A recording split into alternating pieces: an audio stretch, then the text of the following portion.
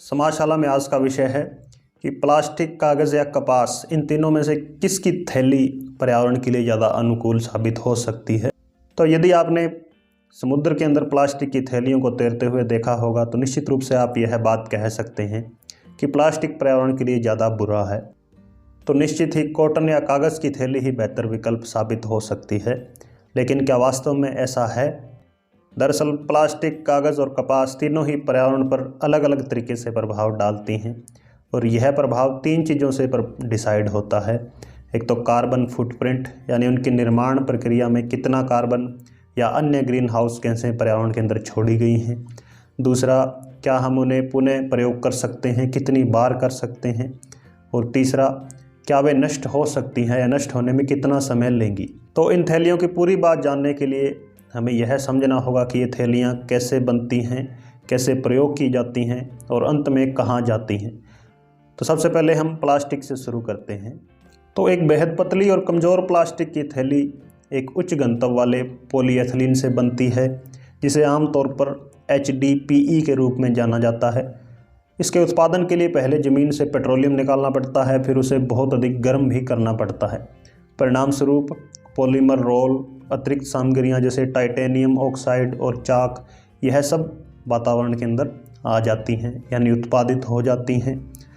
फिर एक बैग बनाने वाले कारखाने के अंदर इन्हें भेजा जाता है। वहाँ पर कोयले से चलने वाली मशीनें होती हैं जो कि इन सामग्रियों को प्लास्टिक की शीट में बदल देती हैं, जो बाद में एक बैग का रूप ले लेती हैं। तो जब तक कि एक बैग अपने अंतिम रूप में पहुँचता है तो एक बैग ने 1.6 किलो CO2 वातावरण के अंदर छोड़ दी होती है। यह इतना ही कार्बन है जितना कि एक गाड़ी 6 किलोमीटर चलने के बाद वातावरण के अंदर CO2 उत्पादित करती है।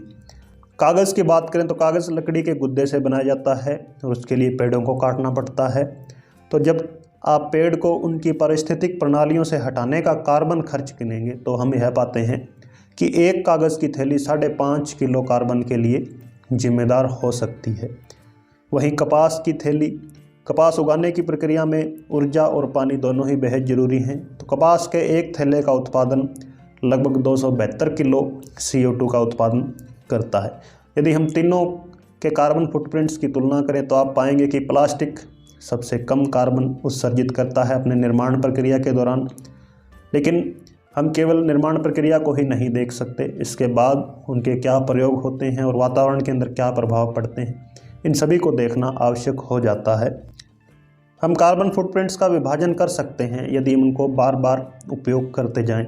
जैसे एक कागज़ की थैली 3 बार यदि प्रयोग कर लें तो इसका प्रभाव एक सिंगल यूज़ प्लास्टिक बैग की तुलना में कम हो जाता है। इसी तरह कपास की थैली को भी यदि हम 131 बार प्रयोग कर लें तो उसका भी कार्बन फुटप्रिंट बेहद कम हो जाता है। अब बात करते हैं कि तीनों में से टिकाऊ कौन सा है, यानी ज़्यादा लंबे समय तक किसे हम बार बार प्रयोग कर सकते हैं। सबूत दिखाते हैं कि कागज़ की थैलियाँ चूँकि जल्दी से फट जाती हैं तो इसे हम एक बार प्रयोग करने पर ही फेंक देते हैं।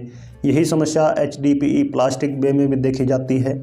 लेकिन जब भी हम प्लास्टिक बैग को मजबूत बनाते हैं, यानी वह जल्दी से न फटे, तो फिर भी चूँकि यह आमतौर पर हर जगह उपलब्ध है, फिर भी हम उसे एक बार प्रयोग करने पर ही फेंक देते हैं। लेकिन सौभाग्य से शोधकर्ताओं का मानना है कि 40% HDPE बैग फेंकने से पहले कम से कम एक बार पुनः उपयोग किए जा चुके होते हैं। इन बैग्स को रिसाइकिल करने से उनका कार्बन फुटप्रिंट कम हो जाता है, लेकिन यह सामग्री सभी के लिए सार्वभौमिक रूप से संभव नहीं है, क्योंकि कई देशों के अंदर बुनियादी सुविधाओं के अभाव के कारण कुशलता से प्लास्टिक बैग रिसाइकिल नहीं किए जाते हैं। कपास के थैलों का टूटना और संग्रह करना और भी मुश्किल है, लेकिन चूँकि वे लंबे समय तक अक्सर उपयोग किए जाते हैं तो लैंडफिल में उनके समाप्त होने की संभावना कम हो जाती है। फिर आते हैं तीसरे और महत्वपूर्ण कारक पर कि ये वातावरण के अंदर कितने समय तक रह सकते हैं। क्योंकि HDPE बैग गर्मी प्रतिरोधी होते हैं, अघुलनशील होते हैं, तो उनका इस्तेमाल करने के बाद भी बहुत देर तक हमारे साथ चिपके रहते हैं। आधा टूटा हुआ प्लास्टिक पारिस्थितिकी तंत्रों में सदियों तक रह सकता है। दूसरी ओर कपास कुछ ही महीनों में घुल जाती है और कागज़ की थैलियाँ 90 दिनों के अंदर ही गायब हो जाती हैं। तो आपको कौन सी थैली चुननी चाहिए?